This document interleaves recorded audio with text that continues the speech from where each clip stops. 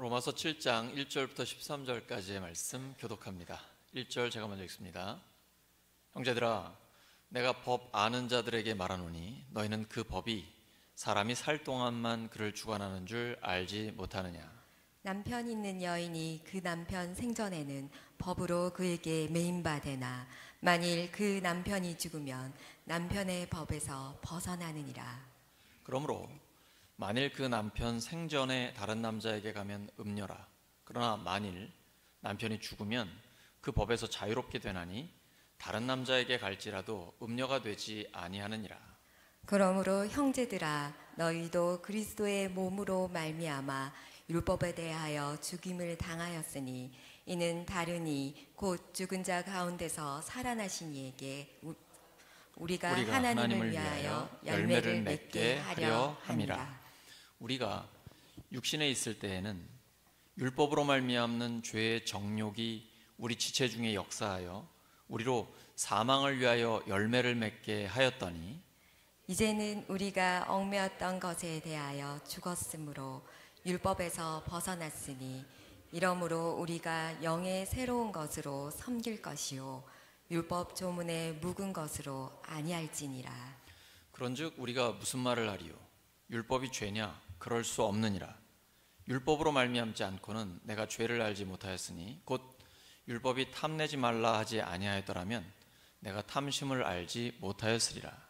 그러나 죄가 기회를 타서 계명으로 말미암아 내 속에서 온갖 탐심을 이루었나니 이는 율법이 없으면 죄가 죽은 것임이라. 전에 율법을 깨닫지 못했을 때에는 내가 살았더니 계명이 이름에 죄는 살아나고 나는 죽었도다. 생명에 이르게 할 그 생명이 내 계명이다. 도리어 사망에 이르게 하는 것이 되었도다. 죄가 기회를 타서 계명으로 말미암아 나를 속이고 그것으로 나를 죽였는지라. 이로 보건대 율법은 거룩하고 계명도 거룩하고 의로우며 선하도다. 함께 읽습니다. 그런즉 선한 것이 내게 사망이 되었느냐? 그럴 수 없느니라. 오직 죄가 죄로 드러나기 위하여 선한 그것으로 말미암아 나를 죽게 만들었으니 이는 계명으로 말미암아 죄로 심히 죄되게 하려 함이라. 아멘. 로마서 11번째 시간, 율법과 사별하고 예수님과 재혼하다. 율법과 사별하고 예수님과 재혼하다라는 제목으로 하나님의 말씀 전하겠습니다. 제가 이 제목을 말하니까 왜 이렇게 여자분들이 좋아하시는지 모르겠네요. 오늘 앞부분에 보면 좀 충격적인 비유가 나옵니다. 아마 이 남편이 굉장히 엄격한 남편이거나 아니면 폭력적인 남편일 수도 있을 것 같습니다. 근데 결혼한 상태에서는 아내가 자유로울 수 없겠죠. 어떻게 자유로울 수 있겠습니까? 그 남편이 죽어야 가능한 거죠. 제가 이 말씀을 묵상하고 나서 제 아내를 의심스럽게 보기 시작하지는 않았습니다. 말씀의 핵심은 분명합니다. 바울이 뭘 얘기하려고 하는 겁니까? 죽어야 자유롭습니다. 율법은 안 죽습니다. 하나님의 말씀이기 때문입니다. 천지는 없어져도 말씀은 없어지지 않습니다. 그러면 내가 죽어야 됩니다. 율법에 대해 내가 죽었다라는 것은 곧 죄에 대해서 죽었다는 것입니다. 율법이 하라는 거 하지 못할 때가 있잖아요. 율법이 하지 말라고 하는 거 우리 할 때가 있습니다. 우리는 율법을 다 지키지 못해요. 그래서 나 자신으로서는 율법을 성취할 수가 없습니다. 그러니까 죄를 지을 수밖에 없고 죄의 삭은 사망입니다. 그런데 우리 예수님께서 오셔서 나의 모든 죄를 대신 지고 십자가에서 죽어 주셨습니다. 그리고 부활하셔서 완전한 승리를 이루어 주셨어요. 우리가 예수님과 함께 십자가에 못 박혀 죽었습니다. 그 말은 우리가 율법에 대해 죽었다는 것입니다. 이제 자유입니다. 내 배우자가 죽으면 그때부터 나는 그 결혼 생활로부터는 이제 벗어나는 것입니다. 자유로워져요. 그때는 이제 재혼이 가능한 것이죠. 마찬가지입니다. 내가 예수님과 함께 율법에 대해 죽었습니다. 이제 율법으로부터 완전히 자유로워졌습니다. 해방이 됐습니다. 마음껏 죄 지어도 되겠네요. 이제 법으로부터 자유로워졌잖아요. 그러니까 자유롭게 죄 지어도 되겠네요. 어차피 용서해 주시잖아요. 구원 받았잖아요. 이게 그런 자유가 아닙니다. 그러니까 죄 짓는 자유가 아니에요.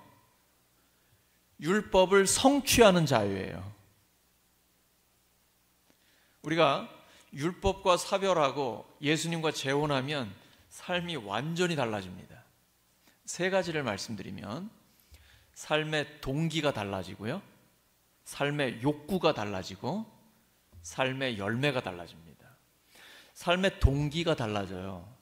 전에는 육신을 따라서, 내 안에 있는 육신이라는 건 사락시라는 헬라어고 sinful nature, 즉 죄의 본능입니다. 인류의 대표 선수인 아담이 죄를 짓고 우리에게 유전된 죄성, 그 죄의 본능을 따라서 우리가 살았습니다. 근데 예수님을 믿고 나면 성령을 따라 살게 됩니다. 그럼 삶의 욕구가 달라져요. 전에는 하라 그러면 하기 싫어요. 하지 마라, 왜 이렇게 하고 싶은지 모르겠어요.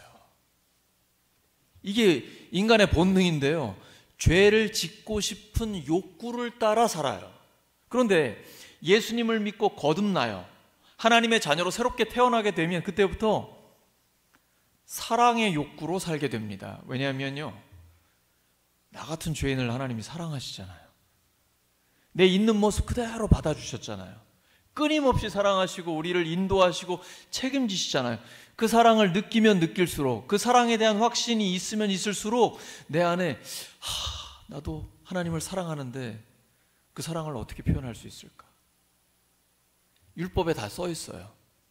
하나님의 말씀에 다 기록되어 있어요. 그래서 이렇게 살면 되는구나.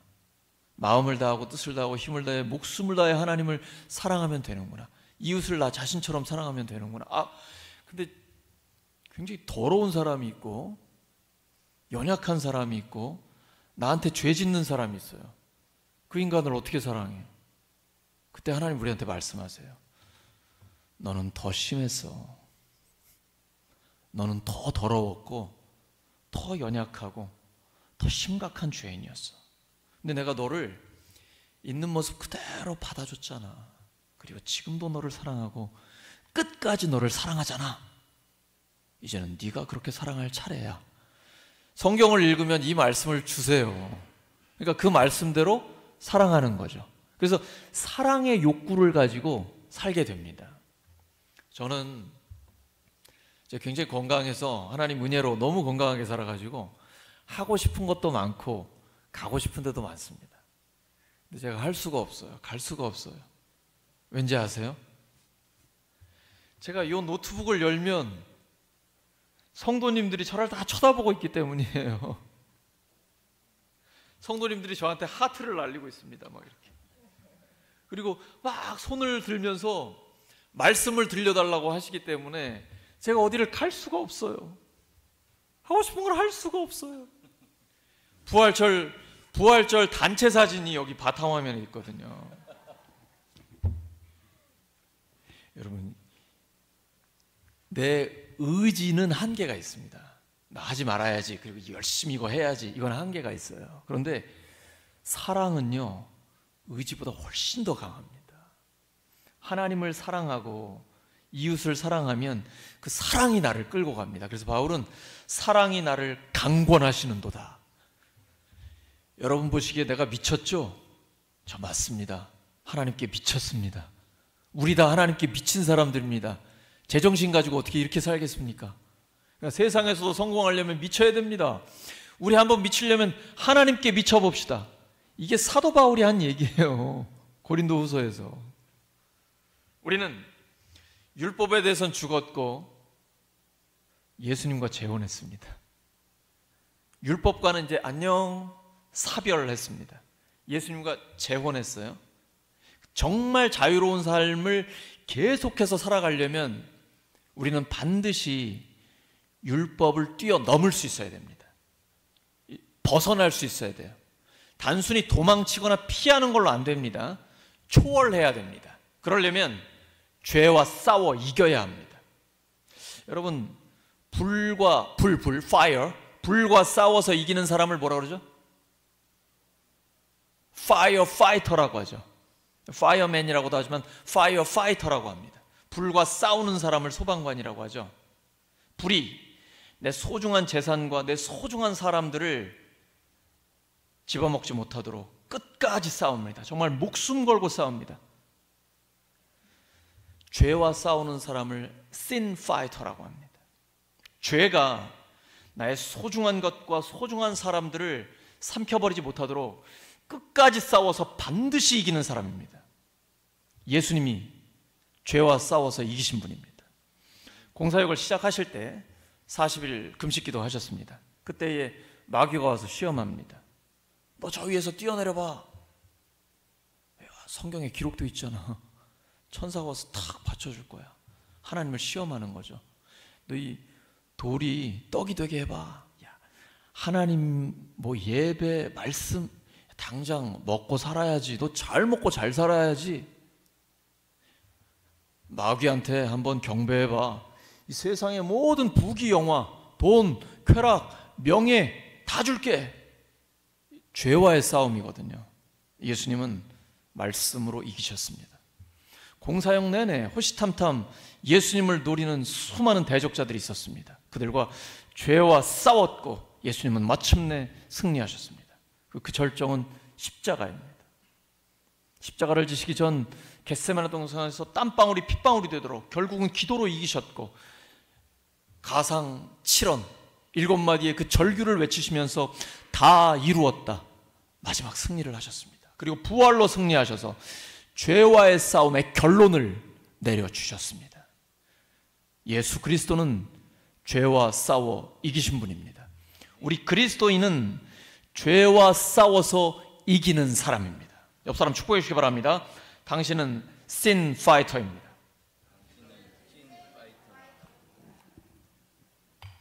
죄송합니다. 다시 한번 하겠습니다. 당신은 죄와 싸워 이기는 사람입니다. 로마서 7장 6절입니다. 시작. 그러나 지금은 우리를 올감했던 것에 대하여 죽어서 율법에서 풀려났습니다. 그래서 우리는 문자에 얽매인 낡은 정신으로 하나님을 섬기지 않고 성령이 주시는 새 정신으로 하나님을 섬깁니다. 율법 자체는 거룩하고 선하고 의롭습니다. 율법에는 문제가 없어요. 누구한테 문제 있어요? 나한테 있는 거예요. 율법에는 문제가 없고 내 죄가 문제인 거예요. 이 죄의 문제를 해결을 해야 됩니다. 근데 율법에 기록된 걸 가지고 우리가 지키려고 하면 다 지킬 수가 없어요. 그 누구도 다 지킬 수가 없어요. 그런데 우리가 예수님 믿으면 우리 안에 성령님이 계시잖아요. 성령님께서 내 마음에 말씀을 기록해 주십니다. 예수님은 미리 말씀해 주셨어요. 성령께서 오시면 성령님은 모든 것을 가르치시고 모든 진리 가운데로 인도하시며 주님 말씀을 생각나게 하십니다. 그래서 우리 마음에 하나님의 말씀을 기록해 주셔서 끊임없이 하나님 말씀을 생각나게 해주세요. 그래서 죄 짓지 못하게 하십니다. 그리고 죄와 싸워서 이기게 하십니다. 내 능력 아닙니다. 오직 성령의 능력입니다. 이러려면 하나님 앞에 나를 내려놓아야 합니다. 그리고 전적으로 하나님의 뜻에 순종해야 됩니다. 계산하지 않습니다. 내가 원하는 건가, 내가 좋아하는 건가, 이걸 먼저 생각하지 않습니다. 하나님의 뜻인가를 고려합니다. 그래서 내 생각과 다르고 내가 원하거나 좋아하는 것도 아니에요. 그런데 하나님의 뜻이라는 확신이 주어졌습니다. 무조건 순종하는 거예요. 그 다음에 알게 됩니다. 왜 순종하라고 하셨는지 그때 가서야 깨닫게 됩니다. 이렇게 나를 하나님 앞에 내려놓고 하나님의 뜻에 절대적으로 순종을 하게 되면 죄와 싸워서 이기게 됩니다. 진정 율법에서 해방된 사람, 그리고 하나님 앞에 열매를 맺는 기쁨을 갖게 됩니다. 두 가지 기쁨입니다. 율법에서 해방된 기쁨, 그리고 하나님 앞에 거룩한 열매를 맺는 기쁨, 우리 안에 넘쳐나게 되는 것입니다. 예수님이 모범을 보여주셨죠. 주님은 십자가에 죽으시기까지 순종하셨습니다. 이 주님의 순종 앞에 죄의 세력은 완전히 무너졌습니다. 마귀의 괴계는 박살났습니다. 주님의 본을 받는 주의 종인 우리들은 순종합니다. 순종하기 때문에 구원받는 건 아닙니다. 근데 구원받은 사람은 순종하게 됩니다. 성령님께서 우리를 그 길로 인도해 주시기 때문입니다. 율법과 사별하고 예수님과 재혼하면 우리의 삶엔 현격한 변화가 생깁니다. 첫째, 삶의 동기가 달라집니다. 로마서 7장 5절입니다. 시작. 이전에 우리가 육신을 따라 살 때에는 율법으로 말미암아 일어나는 죄의 욕정이 우리 몸의 지체 안에서 작용해서 죽음에 이르는 열매를 맺었습니다. 하나님이 처음 사람 아담을 만드시고 모든 걸 다 준비해 주셨어요. 좋은 것들을 다 준비하시고 마음껏 누리기를 원하셨습니다. 근데 아담은 실패했습니다. 그것이 우리 인류의 현재 모습이에요. 그런데 하나님께서는 사람의 인격을 존중하십니다. 하나님의 형상대로 사람을 만드셨기 때문에 하나님이 하나님과 대등하게 우리를 대해 주세요. 그래서 강제로 뭘 시키지 않으십니다. 우리 스스로 선택하기를 원하십니다. 하나님께서 주신 모든 좋은 것을 인간이 스스로 선택하도록 기다리고 계신 것입니다. 그래서 구원의 은혜를 누리기를 원하세요. 근데 예수님 믿기 전에는 죄의 본능을 따라 삽니다. 그러다 보니까 죽음에 이르는 열매를 맺게 돼요. 예수님을 믿은 다음부터는 성령님을 따라 살게 되는 것입니다. 성령님을 따라 살면 성령님께서 우리 안에 예수님을 증거해 주시거든요. 예수님을 드러내 주세요. 그래서 우리 자신이 예수님을 드러내기를 원합니다. 근데 성령의 충만함을 받지 못하면요, 자꾸 나를 드러내려고 그래요. 내가 했어. 내 능력이야. 이러면 그때부터 이제 나는 죽는 거죠. 성령의 충만함을 받았다라는 것은 나는 없어지고 끊임없이 하나님의 은혜입니다. 주님께서 하셨습니다. 예수님을 드러내고 진심으로 고백하는 거예요. 그래서 하나님께 영광 돌리기를 원해요. 그게 우리 안에서 역사하시는 성령님의 능력이요 인도하십니다. 끊임없이 우리에게 예수님을 말씀해 주시고 예수님을 드러내기를 원하시고 하나님께 영광 돌리기를 원하시거든요. 그래서 성령을 따라 살면 육신, 곧 죄의 본능, 죄성을 따르지 않게 되는 것입니다. 두 번째는 삶의 욕구가 달라집니다. 로마서 5장 5절입니다. 시작. 이 희망은 우리를 실망시키지 않습니다. 하나님께서 우리에게 주신 성령을 통하여 그의 사랑을 우리 마음속에 부어주셨기 때문입니다. 예수님을 통해 성령께서 하나님의 사랑을 우리 마음에 부어주셨습니다. 그러니까 우리가 하나님의 사랑을 받은 것을 알게 된 것이죠. 하나님의 사랑을 우리가 받다 보니까 이제부터는 그 사랑을 나도 표현하고 싶어져요. 그래서 자연스럽게 사랑의 욕구로 살게 됩니다.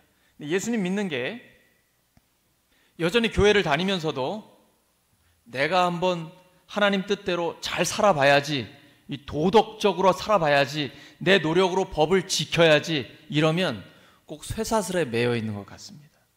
신앙생활을 오래 해도 얼굴이 어두운 분들이 있어요.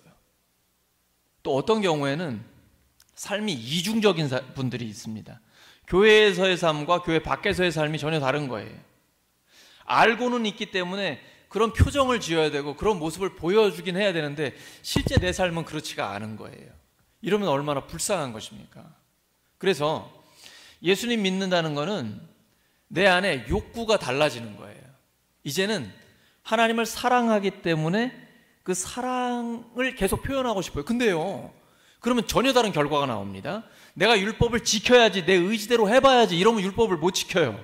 그런데 하나님을 사랑하기 때문에, 이웃에게 그 사랑을 전하고 싶기 때문에 어떻게 해야 되죠? 율법의 답, 성경에 써 있어요. 그러다 보니까 율법을 성취하게 돼요. 그리고 도덕을 능가하는 삶을 살게 되는 것입니다. 이것이 신앙생활의 비밀입니다. 내 안에 하나님께서 주시는 참된 소망과 욕구가 넘쳐나게 돼요. 그래서 이제 8장으로 가면 로마서 8장 4절에 육신을 따라 살지 않고 성령을 따라 사는 우리가 율법이 요구하는 바를 이루게 하시려는 것입니다. 이게 바로 하나님의 뜻이에요. 우리 안에서 끊임없이 소원을 일으켜 주셔서 주뜻이 우리의 삶에 이루어지기를 원하시는 것입니다. 이 예수님의 사랑은 우리를 정화시키는 사랑입니다. 깨끗하게 해주세요. 그래서 예수님을 믿고 살다 보면요, 점점 더 깨끗해집니다. 인생이 굉장히 행복해져요. 여러분 한번 여쭤볼게요. 이제 결혼하신 분들한테 제가 여쭤보겠습니다. 내가 내 남편과 내 아내와 함께 살면서 내 영혼이 점점 더 깨끗해진다. 내가 인격적으로 성숙해진다. 혹시 이런 분 계십니까? 다 딴 데를 보시죠? 나는 나의 배우자를 만난 뒤에 내가 정말 영혼이 깨끗해지고 인격이 점점 더 성숙해지고 있다. 만약에 이런 고백을 할 수 있다면 정말 결혼 잘하셨습니다. 동시에 내가 먼저 그런 배우자가 돼야 합니다. 말씀을 나에게 적용하면 은혜입니다. 말씀을 남에게 적용하면 그건 채찍의 법이 됩니다. 하나님의 말씀을 적용할 때에 누구에게 적용하느냐에 따라 은혜가 되기도 하고 이게 채찍이 되기도 하는 것입니다. 말씀은 항상 나에게 먼저 적용해야 됩니다. 예수님께서 네 눈에 있는 들보를 먼저 빼라고 하시잖아요. 그래서 결혼생활, 또 가정생활, 교회, 목장생활 다 마찬가지입니다. 내가 먼저 그런 사람이 돼서 나를 만나는 사람들이 영혼이 깨끗해지고 인격적으로 성숙해지는 그런 복이 있기를 바랍니다.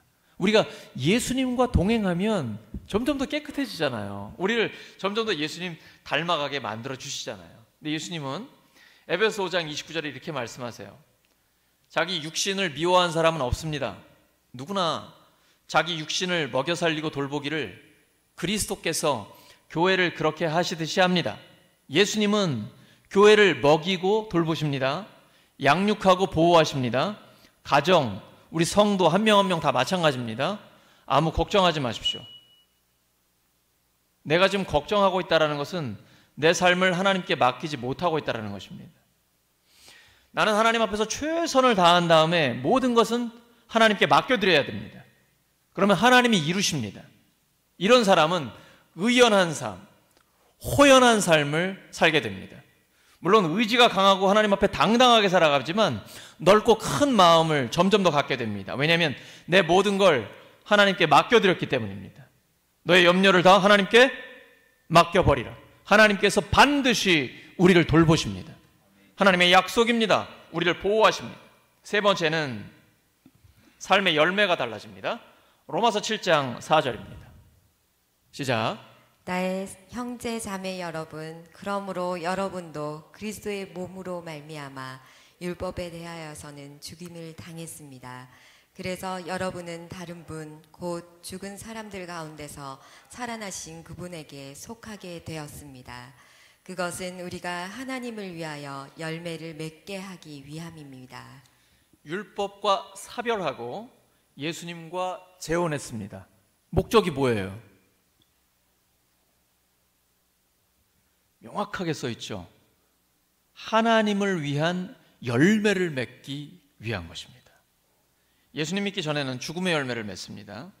갈라디아서 5장 19절에서 21절에는 참 듣기에도 민망한 이런 죽음의 열매들이 많이 나타납니다. 음행, 더러움, 방탕, 우상숭배, 마술, 원수매즘, 다툼, 시기, 분냄, 분쟁, 분열, 파당, 질투, 술취함, 흥청망청 먹고 마시는 노름, 이런 것들입니다. 혹시 지금 이런 것들이 우리의 삶에 있습니까? 끊어버려야 됩니다. 죄와 싸워 이겨야 합니다. 예수님 믿은 다음에는 성령의 열매를 맺게 됩니다. 사랑, 기쁨, 평화, 오래 참음, 친절과 선함, 신실함, 온유, 절제, 이러한 열매가 우리의 삶에 계속해서 맺혀요. 근데 이 열매라는 단어가 헬라어에는 단수예요. 하나예요. 그 하나의 열매가 9가지의 측면을 갖고 있다라고 볼 수 있습니다. 즉 예수님의 성품을 가리키고 있는 것입니다. 우리는 점점 더 예수님의 성품을 닮아가게 되는 것이죠. 그리고 우리가 양육하고 있는 자녀들, 또 우리 다음 세대들이 점점 더 예수님을 닮아가게 되는 것입니다. 또한 하나님의 열매를 맺는다라는 것은 공의를 행하는 것입니다. 예를 들어 속이지 않고 정직한 것입니다. 누구의 것을 빼앗지 않는 것입니다. 그리고 하나님께서 우리에게 주신 수입에 만족하고 감사하는 것입니다. 철저하게 관리하는 것이죠. 우리가 청지기이기 때문에 그렇습니다. 청지기는 자랑을 하거나 낙심하지 않습니다. 왜냐하면 맡겨진 걸 관리할 뿐이기 때문이에요. 내게 아니라 하나님의 것이기 때문이죠.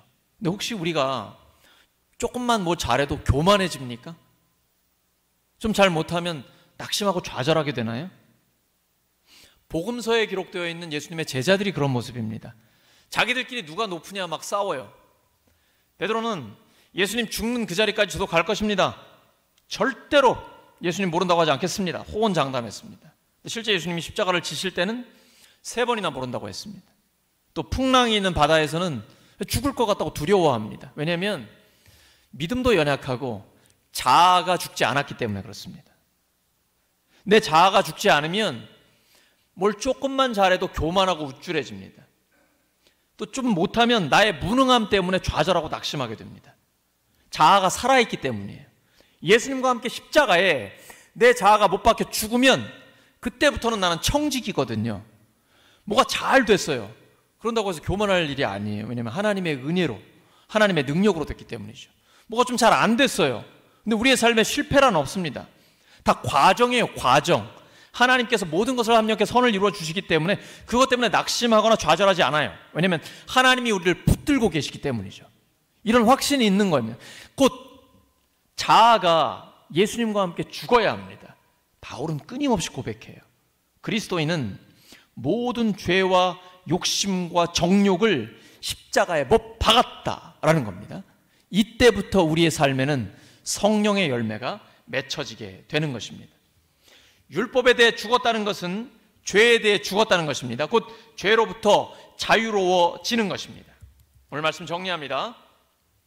우리 그리스도인은 율법과 사별하고 예수님과 재혼했습니다. 삶에 놀라운 변화가 생겨요. 삶의 동기가 달라집니다. 삶의 욕구가 달라집니다. 삶의 열매가 달라져요. 삶의 동기가 어떻게 달라집니까? 예수 믿기 전에는 죄의 본능을 따라 살았는데 예수 믿은 다음에는 성령을 따라 살게 됩니다. 삶의 욕구가 어떻게 달라집니까? 예수 믿기 전에는 죄를 짓고 싶은 본능을 따라 죄를 짓고 싶은 욕구를 따라 사는데 예수님을 믿고 난 다음에는 사랑의 욕구를 따라 살게 됩니다. 삶의 열매가 어떻게 달라집니까? 예수님 믿기 전에는 죽음의 열매가 맺혀집니다. 예수님 믿은 다음에는 생명의 열매, 성령의 열매가 맺혀지게 되는 것입니다. 이렇게 점점 더 풍성하게 하나님을 위한 열매를 맺는 우리 모두가 되기를 예수 그리스도의 이름으로 축원합니다. 이 시간 함께 합심 기도합니다. 말씀을 기억하면서 하나님 앞에 반주에 맞춰서 기도하겠습니다. 하나님 아버지, 저희들 율법과 사별하고 예수님과 재혼하게 해주셔서 감사합니다. 저희들의 삶에 변화가 생겼는데 그 변화가 더욱 현격하게 일어날 수 있도록 도와주시옵소서. 삶의 동기가 달라지고 삶의 욕구가 달라지고 삶의 열매가 달라지게 해주시옵소서. 죄의 본능이 아니라 성령님을 따라 살고 죄 짓고 싶은 욕구가 아니라 사랑의 욕구로 살고 죽음의 열매가 아니라 성령의 열매를 있게 해주시옵소서. 하나님, 저희들의 삶에 하나님이 기뻐하시는 거룩한 열매가 계속해서 맺혀지게 하여 주시옵소서. 아버지 하나님 감사합니다. 주님으로 영광 받아 주시옵소서. 하나님 감사합니다. 하나님 아버지, 저희들의 삶에 점점 더 풍성한 하나님을 위한 열매가 맺혀지게 해 주시옵소서. 예수 그리스도의 이름으로 기도드립니다.